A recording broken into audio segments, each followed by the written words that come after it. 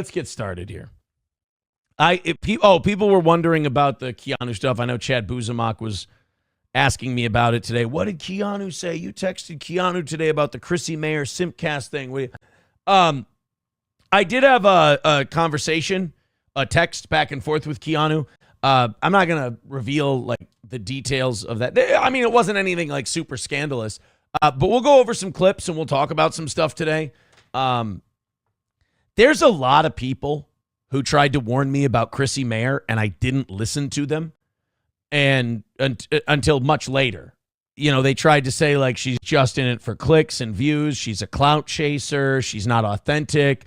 Her and Frank are manipulators. Her and Frank are, they're game players and whatever. They take the internet way too seriously.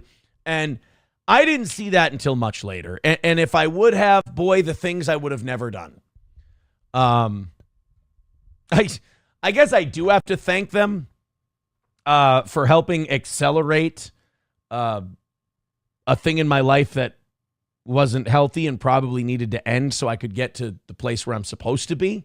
As difficult as all that was, I didn't have to f up the rest. But, I probably wouldn't have associated with her had I known how she treats people. We'll get to that a little bit later.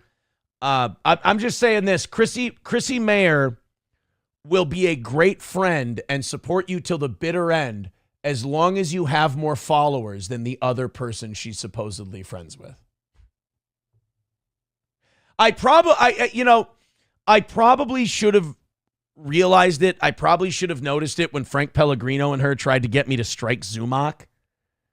And we can talk about this when we get more into the Keanu portion of the show. But I remember Frank was giving me step-by-step instructions on how to strike Chad Zumock's channel. Did it with Patrick Melton, too. Tried to show me how to strike their channels. And I'm just like, I don't believe in this. Like, it was just, I know it sounds gay, but like, I just don't believe in censoring people. I don't believe in striking channels. I kind of believe, and again, chalk this up to optimism. I kind of believe that the world will see people for who they are. And I was rewarded on that with, like, say, the Melton thing, for example. The world saw him for who he is, and he's now considered a creep and an outcast. Zumock, I think Zumock kind of turned his life around a little bit. So I don't think he's seen as the way he used to be. But, like, I don't see how striking people's channels, like, what does that get? What do I get for that? Now I'm a channel striker. Now I've limited someone else's ability to speak. And my whole thing is, like, Chrissy goes on her show and, like, she doesn't really know who she is.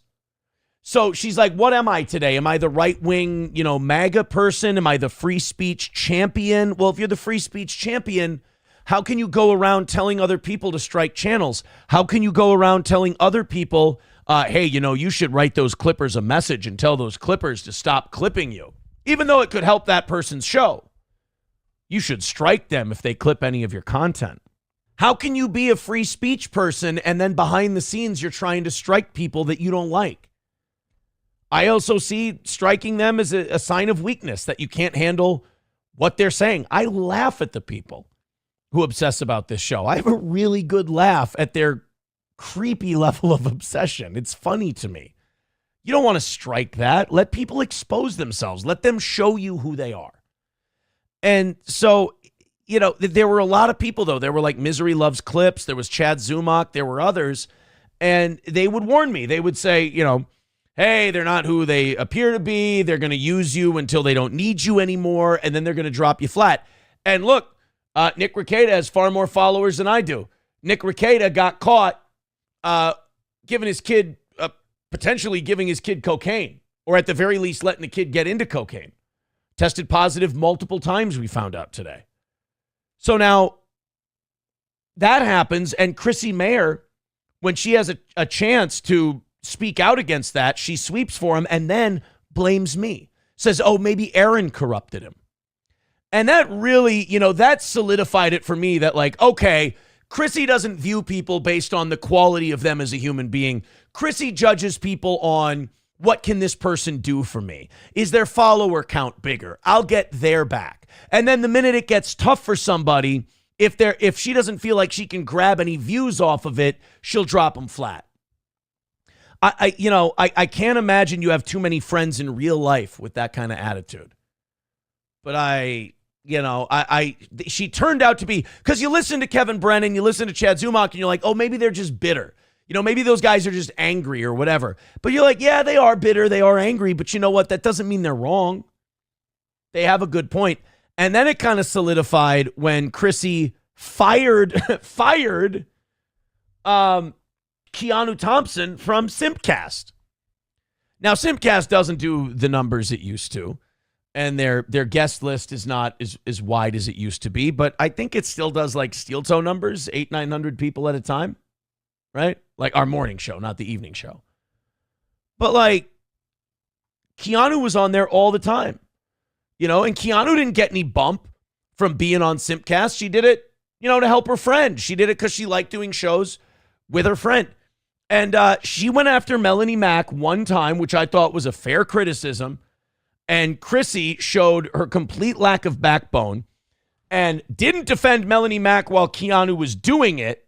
Then got Melonie Mac's back afterwards when Keanu wasn't there. And now after Keanu goes, well, I guess Chrissy's got a grift for the kind of audience she's built for herself. Now has fired Keanu from Simpcast. Won't let her on Simpcast now, when Keanu was the most dependable guest on that show. I mean, that was very clearly, it was Melonie Mac or Keanu C. Thompson. Chrissy and Frank felt that Melonie could do more for them. So forget right or wrong, forget loyalty, forget godmother of your child, forget all that. Let's side with the person with more followers who might be able to get us something. Here's what Chrissy doesn't understand. You can suck up and you can kiss the ass of all these people with big followers. It might get people to look at you. But once they look at you, you have to be able to perform. You have to be able to do something. And if you don't believe in anything, the audience is going to sniff that out. And that's why her numbers aren't very good. That's why she has all these followers, but when she goes live, it's a couple hundred people. It's because, all right, now these people came to your show. Now dance. If you can't dance, they're leaving. So yeah, they'll click subscribe, but they'll turn you on and they go, what I don't even understand what this is really. And I think that's because Chrissy's always looking to grab onto the thing that will make her an audience instead of doing something that's genuinely interesting. You got to remember, Chrissy used to be a pro-LGBTQ feminist lefty who hosted comedy shows at Stonewall. Then all of a sudden, overnight, she's January 6th and Donald Trump and free speech, except when she's telling other creators how to strike channels and probably trying to strike channels on their own. So she's pro-free speech. She's pro all of that stuff until it inconveniences her. You got to have a stronger stomach if you're going to be in the back where the sausage is made. So she then goes to the Trump grift, and then there's the what's that? What's that woman's name? Pearl Davis. She's anti-her. She has no reason to have a problem with her. She's never had any real interactions with her. She just thought, well, I'll jump onto this algorithm. She would any of us who criticized Chad Zumach back in the day. Her and Frank would kiss your ass. Oh, we think it's great. It's awesome. Here's some more stuff on Chad. Did you know this about Chad? Oh, Chad's saying this about you. Do you want to strike him?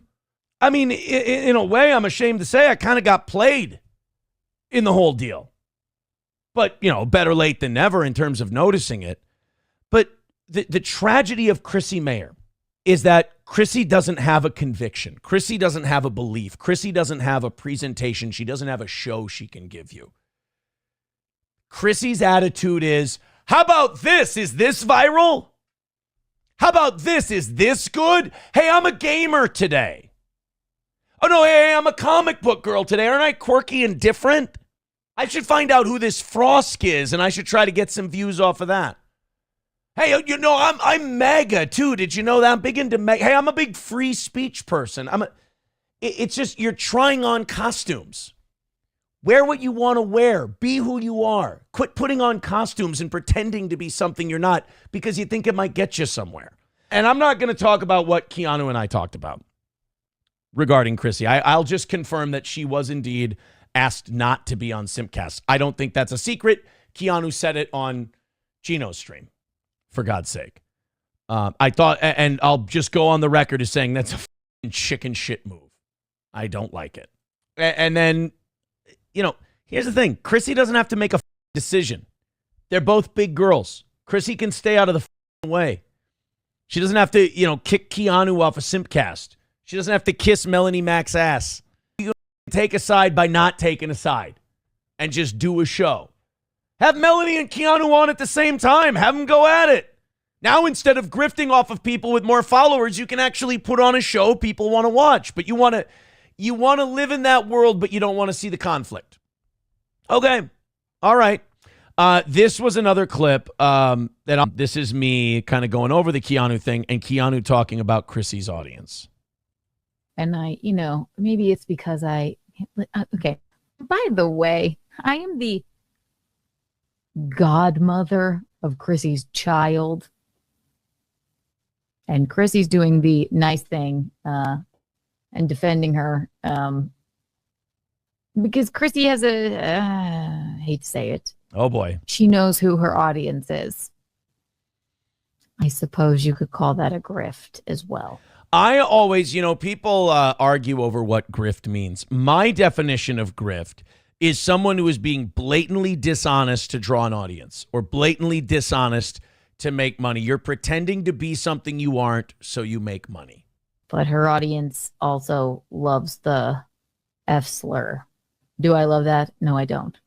But also, does Chrissy is a purveyor of free speech, and I am free. But is she? That's my problem. I'm a purveyor of, I love free speech. I think it's great. I'm not going to strike anyone. I'm not going to try and destroy someone's channel. Do people do gay ops against me and try to get me canceled? Absolutely. And they fail every time. And to me, that's cooler than trying to cancel people back. Is sit there, hold your arms out like this. Oh, I forgot I didn't turn my camera back on. Hold your arms out like this and go, you missed me again, bitch. Instead of going, I'm going to strike you back. I'm going to do gay ops back. No, you'll be rewarded in the end. Really allowed to say that she knows where her bread is buttered as well. Just saying. And does it offend me that Chrissy said, well, if anybody that wants to, bitch about Melanie's tattoos, that was Leviticus. And by the way, that must be a chick thing, because if somebody I did streams with, or let's say Gino or somebody, got into some controversy, and it was like something about Jesus. Do you think I'm going to write some big tweet being like, all of you who are picking on so-and-so because of their Jesus thing? I just want to say that, no, I'm keeping my nose out of it because it's none of my goddamn business. And he's a big boy and he can fight his own battles. It's your tree, Frank. You're sitting in it. All this stuff of like, ooh, I have to defend this person. Why? Because they have hundreds of thousands of followers and you want to be on their good side? That's a grift too, because you're not doing it from an honest place.